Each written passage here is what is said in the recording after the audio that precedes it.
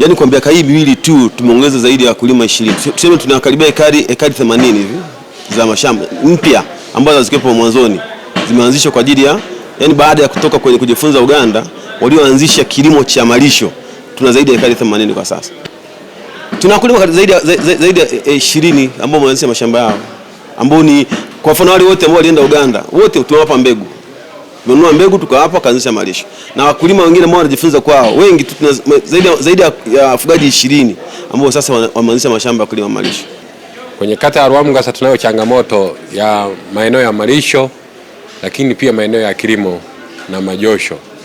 Ni kweli kata ya Rwamgasa shughuli kubwa ni uchimbaji. Maeneo mengi ni leseni za watu na wanafanya uchimbaji.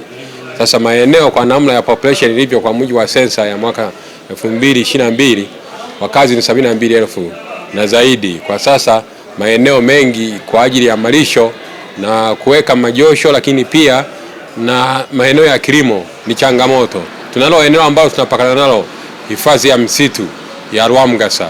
Tunaendelea kuiomba serikali iangalie wakazi wa kata ya Rwamgasa na pengine na kata jirani ambazo tunazungukia maeneo. Sisi madiwani kwenye kata zetu tuwe na mipango mikakati ya kutengeneza miradi kwa ajili ya kujitegemea, lakini pia wataalamu wetu, mapato ndio kila kitu. Mapato ndio yanaweza kaongoza halmashauri.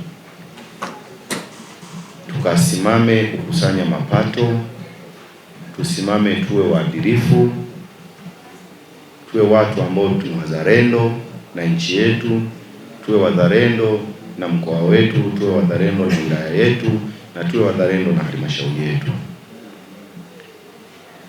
Tukifanya hivi na kwa utulivu wa waheshimiwa madiwani kwenye baraza hili, mimi ninaamini kabisa tutakuwa halmashauri ya mfano. Kwa hiyo niwaombe tu wataalamu kwa pamoja tukawe na ushirikiano wa kutosha.